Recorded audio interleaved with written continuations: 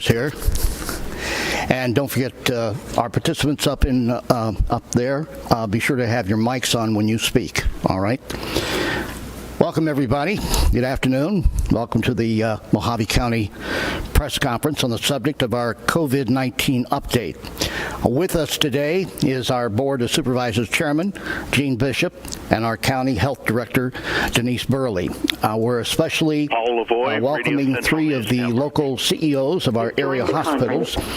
They are Mike Patterson from Havasu Regional. We have Mike Stinger from Western Arizona Regional, and the new CEO of Kingman Regional, Will McConnell. And yes, this is my pocket silk, which is also my mask. So I do have it with me. I want everyone to know. We're going to start off with some brief statements from our participants. Before we turn to the press for questions, I'd like to first call on the press when we get to them by individual outlets. Just identify yourself by name. You may ask a question. You'll also have a follow-up at that time. And after I've called on some individual outlets, any of the reporters who are tuning in can simply say they have a question. I'll call on you to go ahead. We also have some questions that came from individuals from our social media in the area. So let's start off right now with a brief statement from our Board of Supervisors Chairman, Gene Bishop. Thank you, Roger, and good afternoon, everybody. Welcome back. I think this is our fourth press conference, if I'm not mistaken, and this is very. Your mic, is it on? The microphone should be on. We'll make sure. Thank you. Okay, can you hear me now? Yes. Okay, so as I was saying, good afternoon and welcome back to our fourth press conference that we've held here in the Mohave County Auditorium with the CEOs of our local hospitals. This is a critical and unprecedented time for the COVID-19. Mohave County remains focused for advocating the needs of our county residents and the safety of our citizens. So are we okay on the audio now? Okay, all right. I want to thank Director Roger Galloway for facilitating this exchange of information between our Public Health Director and our local hospital CEOs. And thank the media for attending and for asking, I'm sure, going to be very, very good questions, and I'm looking forward to hearing those responses. So the role of our public health and our medical community is paramount in combating this pandemic, and I look forward to kind of an insider look at how we're combating the current crisis, and I appreciate the media reporting the facts of what we learned here today. And I just want to say welcome and thank you for your joint efforts to mitigate this COVID-19 transmission so that our communities can get back to opening business and get back to doing the things that we really enjoy to do in some type of a normal environment so that we can just continue and live our lives. Thank you very much, Roger. All right. Thank you, Chairman Bishop. And we'll turn to the gentleman we have up there right now from the various hospitals, the CEOs. Let's go first to Mike Stinger, who is the CEO of the Western Arizona Regional Medical Center. Thanks, Roger. Yes, Mike. Well, the last time we met, about a month ago, I feel like quite literally it's been a tale of two pandemics. A lot has happened in the last month. This has been going on since March 1st, so it's been almost 4.5 months. And I can tell you that over that period of time, WRMC has tested almost 1,400 people that were symptomatic and ill and showing signs of having COVID. At this point, we've tested 442 positive, which is a 32% positivity rate. However, the last month has been very, very unusual. From March 1st until June 14th, we tested 425 people. 107 turned out positive. That's a 25% positivity rate. However, much of that positivity was developed in just the month starting about the 1st of May when things opened back up in Arizona and Nevada.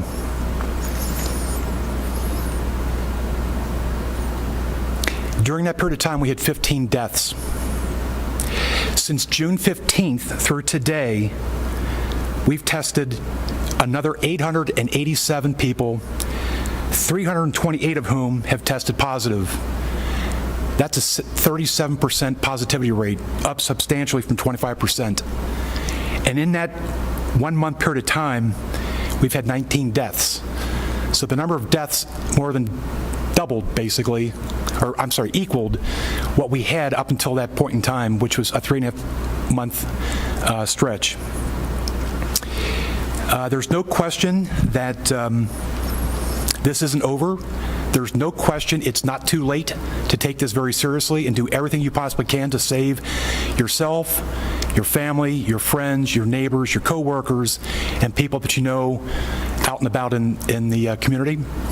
And we have great concerns that this will be with us for a number of weeks. And so the numbers I just quoted are strictly for Warmsey. Obviously, Valley View and the other longer-term facilities and hospice facilities in the Bullhead City area have their statistics as well, but I'm just trying to give you a picture of what we've experienced over the last month. And I can tell you that there have been a number of days over the last month where we've had as many patients in isolation that have tested positive for COVID or are there because we suspect that they are going to be positive and the test hadn't come in yet. So that speaks hugely to what we're dealing with. And while we have capacity and while we have weathered the storm for 4.5 months, people are getting tired. I know in the community you're getting tired. The folks at the hospital are getting tired. It's a very physically exhausting, emotionally exhausting, spiritually exhausting situation when you see people die and you know that people whose loved ones are in the hospital very, very sick with COVID can't come and see them for their own protection. So with that, I'll turn it over to Roger. Thank you, sir. We'll go next to Kingman Regional Medical Center's CEO. That's Will McConnell, the new CEO over there, as a matter of fact. Thank you, sir. Yes. So a couple of, thanks for helping out the new guy. Always good to turn on your microphone. So appreciate that. So a couple of things, just want to kind of talk about what's happened over the past several months as I've been getting up to speed.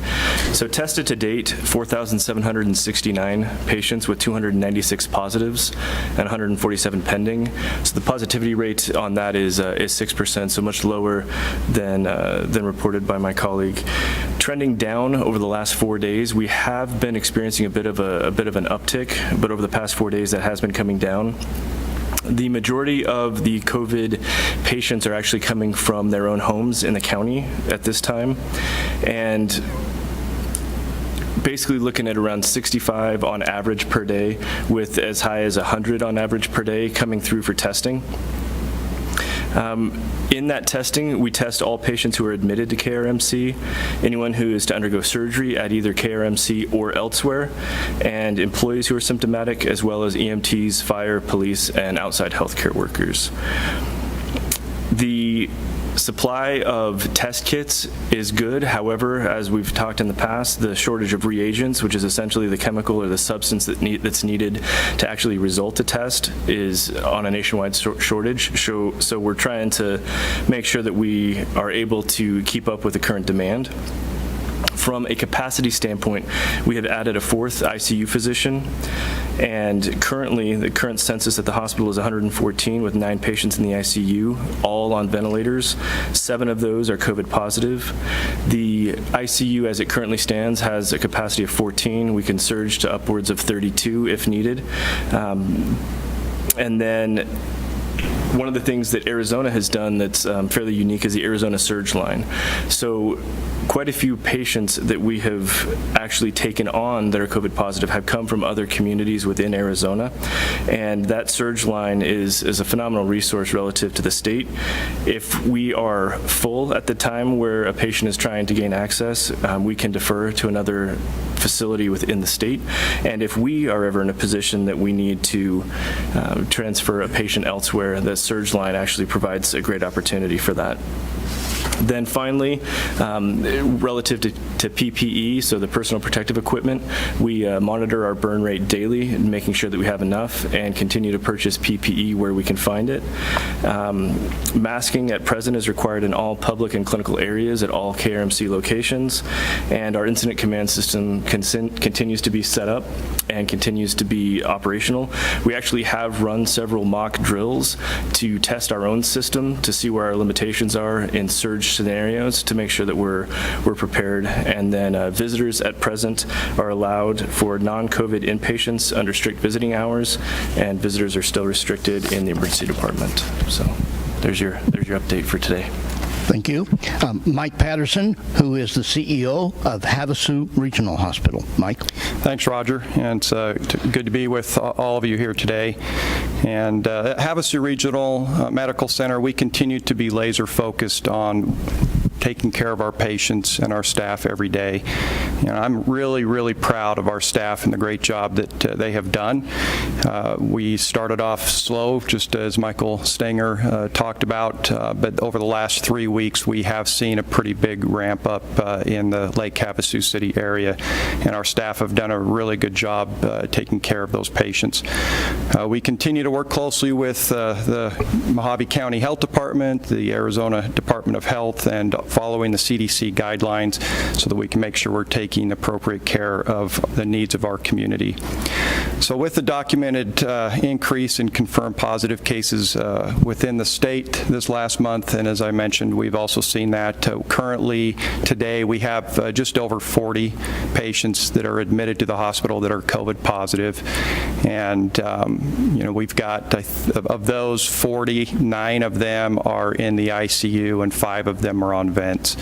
And so we are seeing a little bit younger population than we saw at the beginning of this back in March and April, but still seeing quite a few patients now that are needing to be admitted.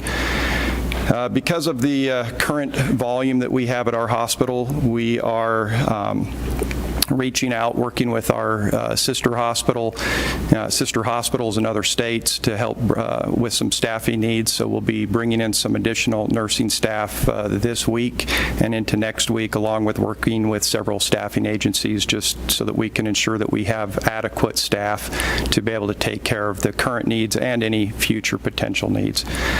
So this is, I think, an important opportunity to say that while these are unprecedented times, these are moments that we've trained for in the healthcare industry. And as Will mentioned, you know, and I'm sure they've got the same thing at WRMC, we all have our emergency operations plans that are in place and that we are doing on a daily basis at this point. And we are prepared for these kinds of things that happen or could happen in the community. So I just want to make sure that we reassure the public that we are ready and are taking the precautions necessary. We as well are screening patients and visitors that are coming into the hospital. We've limited some of the visiting at this point. All staff are required to wear masks anywhere they are in the hospital, and we've been doing that for quite a while, and we'll continue to do that so that we can protect our staff and patients and visitors. And you know, as far as PPE goes, we're doing pretty well at our shop. We've got enough right now to sustain the numbers that we have, so we don't have too many concerns in that regard. So with that, just thank you for the opportunity to be here and look forward to the questions. All right, thank you very much. To our Public Health Director, Denise Burley. Thanks, Roger. I want to thank all of you for being here today and participating in this press conference. I know it's an opportunity not just for the press to hear responses to questions, but the general public and those that subscribe or don't listen to radio and so on. So appreciate that. I also want to say the Health Department has been engaged with all of our local health partners in the communities to address the concerns of the public and mitigate the spread of the virus. We rely very heavily on our partners in the community because it's a system. We are one piece. Public health is one piece in this much larger system of health in our community, and we rely heavily on all of those partners to have a successful effort moving forward. So just a few facts that I'd like to present real quick. Over the past 2 months, we've had an average of at least one COVID death every single day. which may not seem like a lot to many, but that is quite a few. And that's important to note. We've also, cases among people who are not residents or staff of senior living facilities has increased fourfold in our communities. Originally, many people would note that we had a lot of cases from our long-term care facilities, and that has since changed. Most of our cases are coming from the public and from the community, so we have substantial community spread in our community, in each of our communities and throughout the county, that we need to address through some mitigation factors. Last week, we had a record of 413 new cases for the county.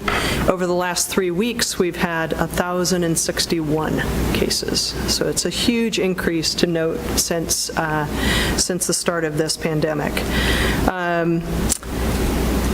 We are still seeing the greatest increase in the younger age groups. That 20 to 44, 20 to 50-year-old category tends to be increasing substantially higher rates than we are seeing in the older age groups. And, you know, some of the stories that we hear when we're doing investigations are that many of the ill people we talk to probably getting COVID when they attend family events, gatherings of friends, and then working in groups without taking any precautions. So these are all the places that we need the public to be aware of and to be taking steps to prevent the transmission of this virus to our family, to our friends, and our coworkers. So with that, I will leave it open to questions. All right, and with that, we're turning to the media. We'll turn, first of all, you have a question, then a follow-up as well, to the Lake Havasu City Herald. Hi, this is Michael Zog. I guess We have someone on board from the Herald. Hello? Can you hear me? Hello? I can hear you, Michael. Mohave Daily News. Let's hope our media is with Dave us. Hawkins. Conference. Okay, we're having a little problem bringing in the media. Let me turn to the Kingman Miner first, since I have the question submitted by Aga from the miner, so I'll turn to her first. How many people are conducting contact investigations, and are they able to keep up? And I guess that would be for you, Denise. So we have approximately 15 people doing contact tracing. We have also finished the hiring process for 6 additional people who will be doing investigations and contact tracing and contact monitoring. So we are bringing on new staff to assist with these, the influx of these new cases over the last 3 weeks. Along the same lines, how many days is it taking to do a contact investigation now, and how many did it take before the surge in cases? That's a really good question. I don't know that I have exact numbers that I can provide. I can tell you it's taking longer, though, for a number of reasons, and one of those is the number of days it's taking us to get test results from some of the commercial labs. Those test results, in many cases, are not arriving to us. You know, we had a case just yesterday where it was 11 days. 11 days from the day that person was tested to the day that we actually got a result. So those are just some examples of why it might take us longer. And it is taking a little bit longer due to the surge, but I don't have an exact number of days that I can tell you. All right. This question goes to KRMC. How many ICU beds and ventilators are left? Join the conference. So relative to ICU beds, so 9 of 14 are currently occupied. So we can surge up to 32 ventilators. Essentially, we have enough ventilators or converted anesthesia machines to cover those 32 beds. If we were to be above that, we would have to revisit. We have to look to other hospitals in the county relative to where they were currently at. Another question. Kingman's cases have been low in comparison lately to Lake Havasu and Bullhead City. Does that have anything to do with availability of testing? I don't believe it has to do with availability of testing. It's just the reality of how things spread. There's not a mathematical equation that says which community it's going to hit next or where it possibly spikes. It has everything to do with what's happening in those communities. So it's more a function of circumstance than of any actual pathway. All right, thank you. Do we have the Herald on board right now? Lake Havasu City Herald? Yeah, can you hear me now? Are we getting, They're still working on it. still trying to solve that? Can you hear me yet? Okay, still working on that part of it. All right. Roger, can you hear me? Let's see here. I've got the questions that came from social media. We'll turn it around and ask those questions. Just a moment. This is up for anybody up there from the CEOs. There we go. Has your hospital seen any patients who have long-term effects from COVID? If so, is there a pattern on what those long-term effects may be? Does anyone know that answer? Is that question a little difficult? I think it's a little early, at least speaking for KRMC, it's a little bit early to see the long-term effects. We're going a month or two, maybe 3 for some of the longest cases, and it's to be determined what the long-term effects. There's literature out there now that are talking about the effect on the lungs and the effect on lung tissue, but speaking specifically to here in the county or at KRMC, nothing has come back in that way. It's probably safe to say that whatever the hotspots from early on are reporting today would likely be what we'll experience a few months out, is my guess. All right. What's the average, and I guess, again, any of the three of you, what's the average hospital stay you've had for a COVID patient, and what's the longest stay? Well, for us, our average length of stay right now for COVID patients is a little over 5 days. That's if they don't get on a vent. Most of the patients that end up on a vent, it's 20-plus days is what we're seeing. That's very similar to what we have, too. Same at KRMC. Well, what about nurses? Are they getting pretty tired, perhaps even overworked? Can you say if any of them have even caught COVID, and do you have enough nurses? Yes, and no.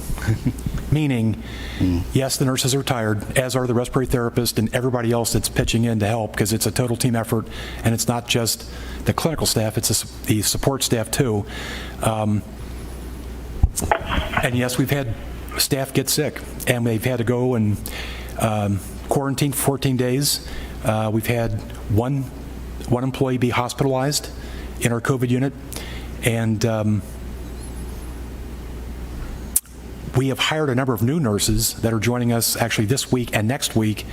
So with them arriving, we should have a pretty good complement of staff. But you know, as people get worn out and worn down, they get sick, and maybe not from COVID. They just get sick because they get worn out.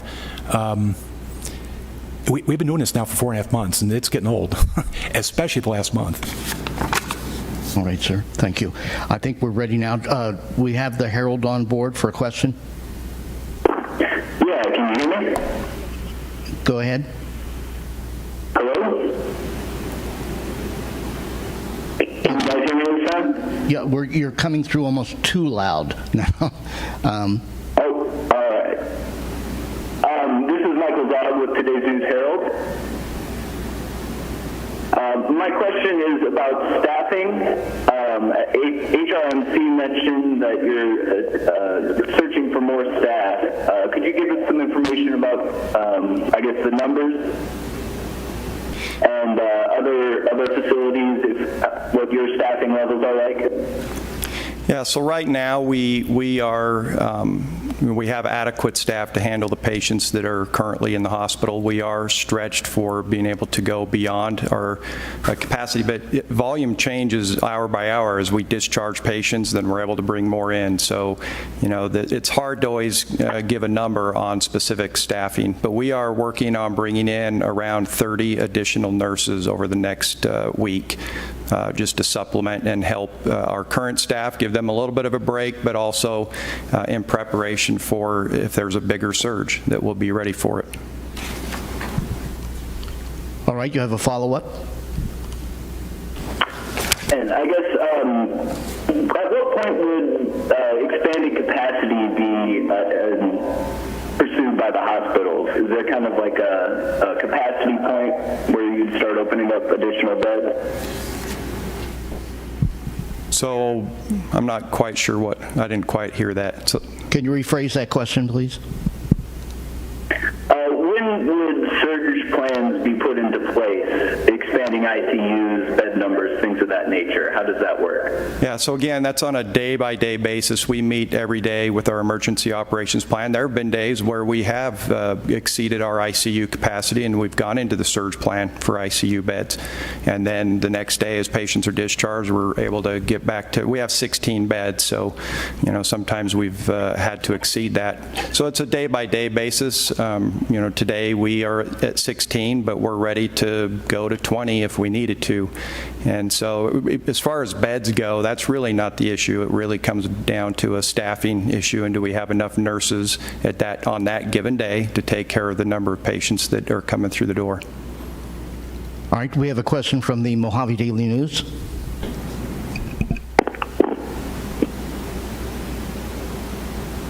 Roger, this is Dave Hawkins. I'll step in if I can. Go ahead. Ms. Burley had kind of forecast and projected an expectation we'd be seeing a 4th of July related surge by about this point in time, given modeling for incubation and such. Denise talked about numbers being off the charts last week and such, but is there any feeling amongst the panel, any surprise that we're not yet seeing a 4th of July related surge? Is it still anticipated? Is there any conjecture at all? Anyone? We don't project any subsiding of the numbers of people we're seeing in our emergency department that are presenting with signs and symptoms of COVID positivity. We just don't see it. It's been very consistent. It's dropped off a little bit this past week, but this past week, 2 weeks ago was our all-time high, and we had a huge spike back then. Actually, we saw almost 270 patients. Well, we saw 270 patients that got tested, and 100 of them tested positive. That was our all-time high. But last week, we saw 250. So it dropped off slightly, but that's not a huge drop. And we expect it's just going to continue. On June 15th, we saw 150 patients that we tested, and last week we saw 250. So it's going to be with us for a while. We've had 3 consecutive weeks of very, very high activity, and we expect that to continue. All right. Dave, another question? And my follow-up is, I wasn't trying to underscore last week's huge numbers. It's just that we were getting those numbers at a time when we were seeing 4th of July crowd behaviors, and our county Department of Health director was expecting perhaps a new surge, and we haven't seen a surge on top of those high numbers. And I was wondering if that surprises any of the hospital CEOs, or if it's just something we have to study.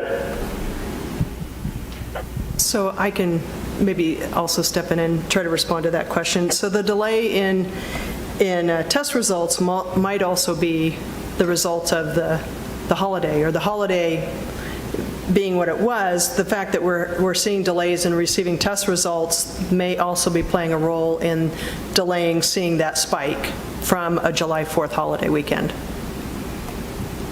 All right, I know. Believe me, I'm not spike happy. I'm happy to see the numbers go down, and I guess we could be surprised pleasantly together. All right, I know Paul Lavoie, Radio Central, is on board. Go ahead, Paul. Yeah, thanks, Roger. Paul Lavoie, Radio Central News Network. This is for Denise. When is a patient considered recovered, and why are those numbers so slow to rise if the average recovery rate is 10 to 14 days? I think the recovery rate, or the recovery number, is set by the fact that when someone is released from isolation and that case is closed, then that person is considered quote-unquote recovered. And that is a very sort of subjective term, as most people know, because there are other people who, the term recovered means that they're out of isolation, but it doesn't mean that they fully recovered from the virus. There could be some underlying conditions and issues that are the result of COVID that people have to experience after the fact. The delay may be in the fact that we're running behind in our data entry, and we are working with, we've got our staffing beefed up, if you will, to try to address that situation. So we've got 3 new data entry people who have started, so we'll be hopeful that that helps us with that process, as well as some new staff that'll start on Monday. You have a follow-up? Very helpful.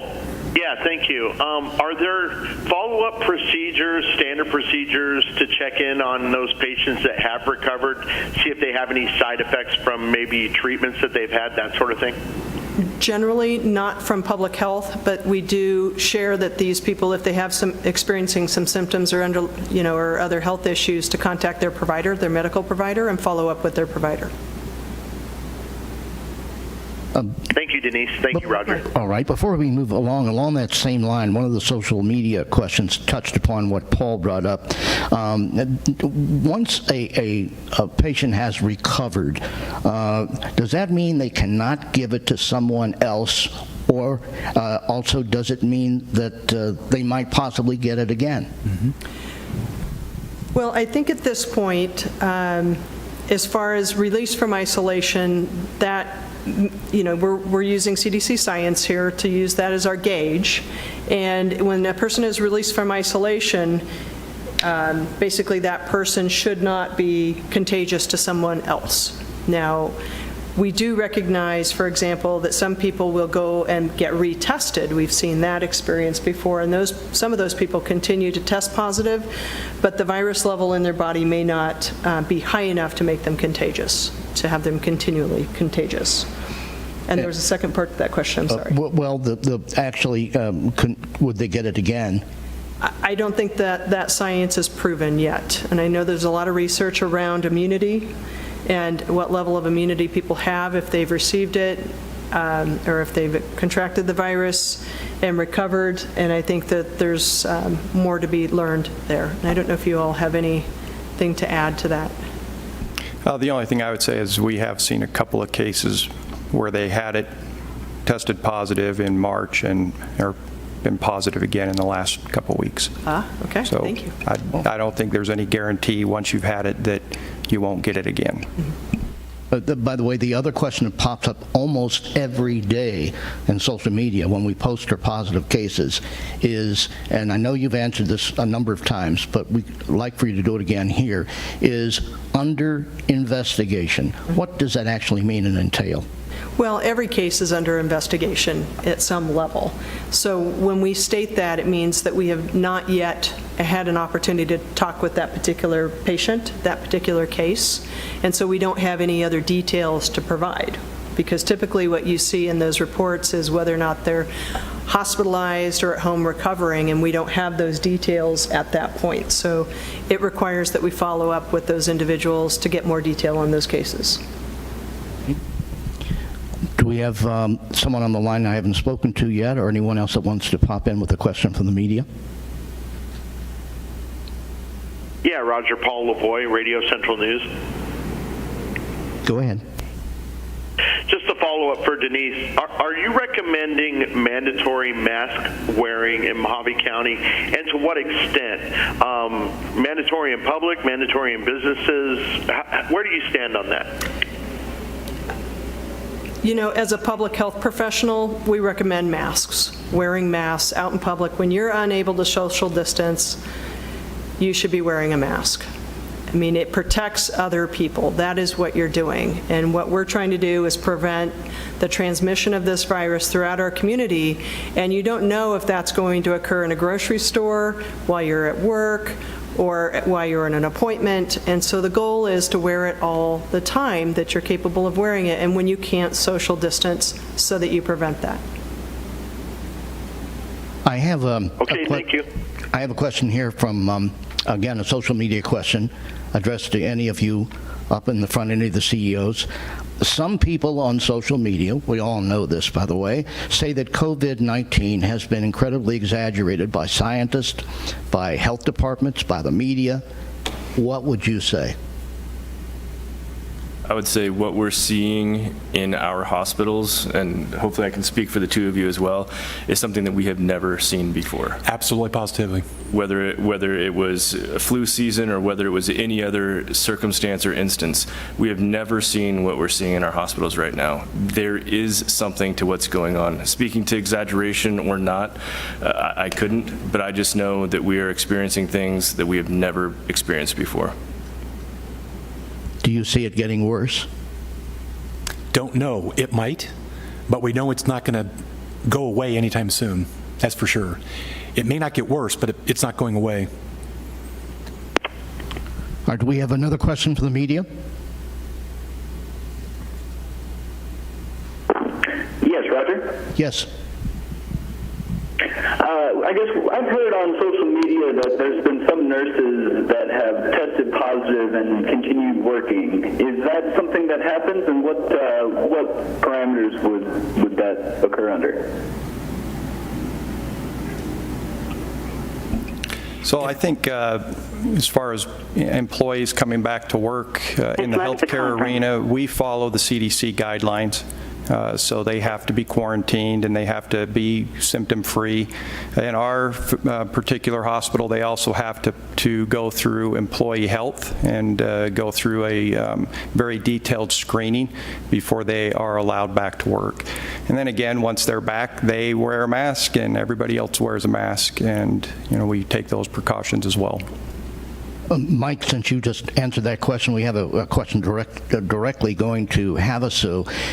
Do you feel that is there being enough or sufficient testing going on in the Lake Havasu City area?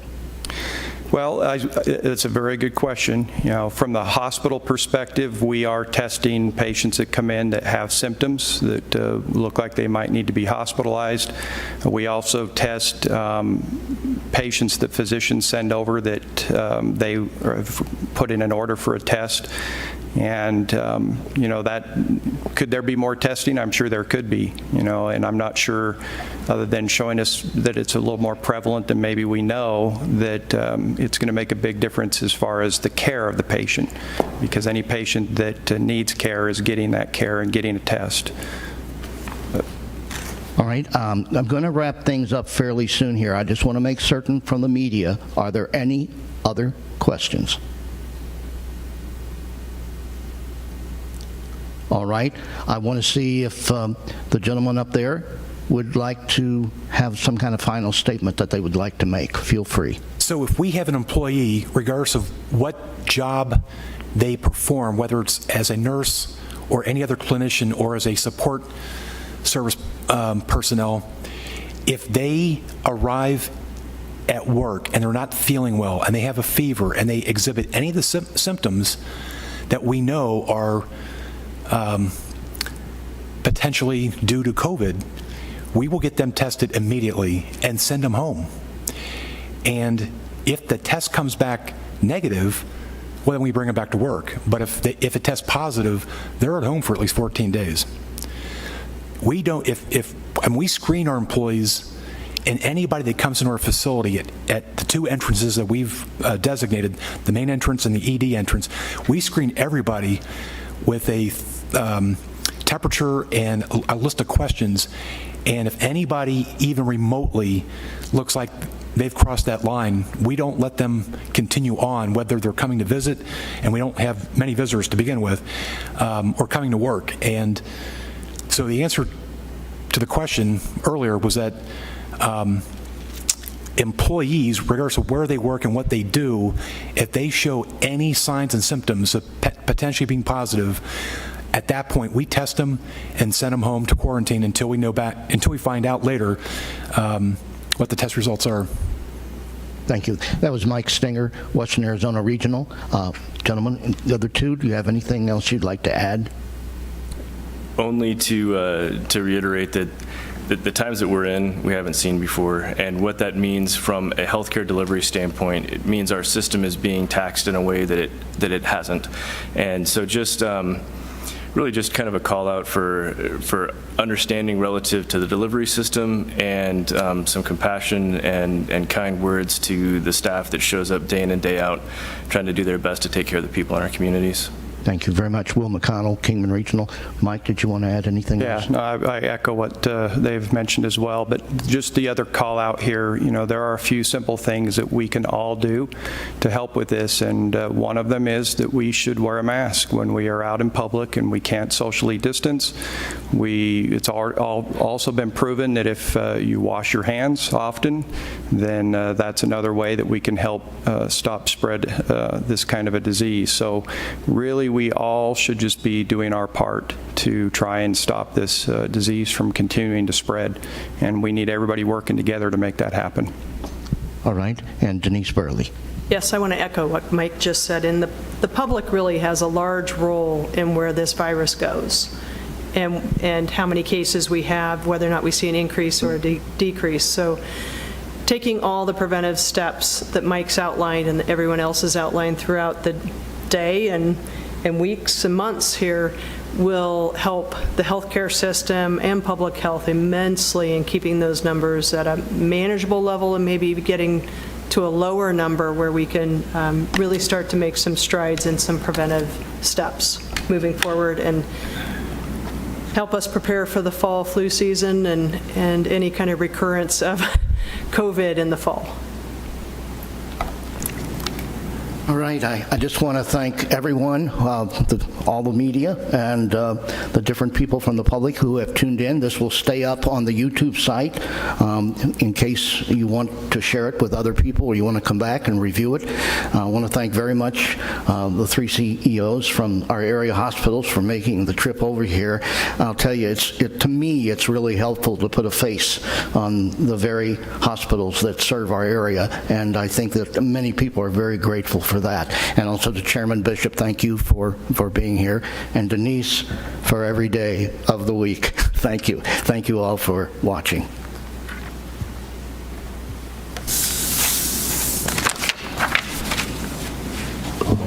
Thanks, Roger.